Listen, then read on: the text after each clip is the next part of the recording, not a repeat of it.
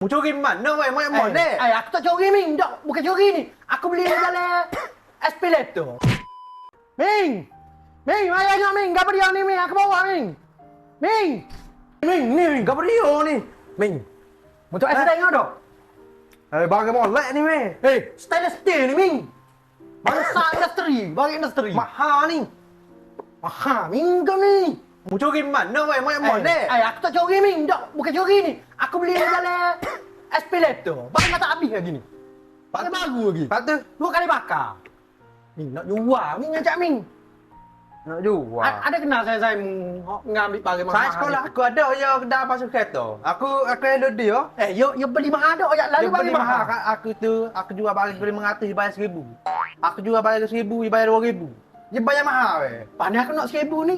2000 boleh kamu weh. Mari Ming. Lo dah Ming kedai ni mujan. Kedai ni dah weh.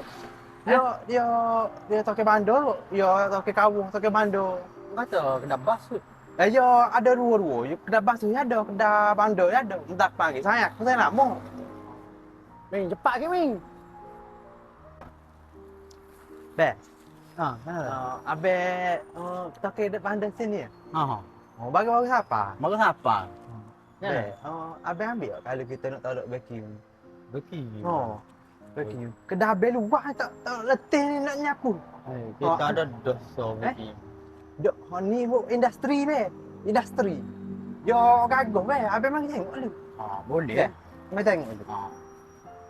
Be, ni be saya sekolah aku mula. Saya kalau Saya aku sekolah be. Ni be vacuum. tengok dulu, tengok dulu be. Bagai industri ni kacau. nak jual ni? Kerja. Berapa mu nak be? Aku beli hari tu 1,200 Ming. Banyak saudara dalam Shopee Pay tu. 1000. Bukan kita nak 1,200 be. Lepas tu? Kita nak murah ha. Berapa? 1,000. Murah juga. Ibu ya? Beli baru, beli tamu luar, tu biar. Ibu lah. Dok Dilihat dulu be nak gimana nyo? Boleh kaya kira lagi. Lepas tu? Kenapa Ratus kok. Ratus Tak berani. Kata ya, tak berani. Ratus jalan banyak pun Boleh ya. sungguh. Pasal pipim ni apa? Tak ada hak kan duit mati. Gini boleh ya kata ya. Boleh. Boleh ya kata ya. Kata ya boleh. Sama-sama kita. Ada 80 Kita 20 nak beli air ni. Karena atas meng aku. Boleh ambil apa yang boleh. Ada. Beres, Jadi hak kita ni.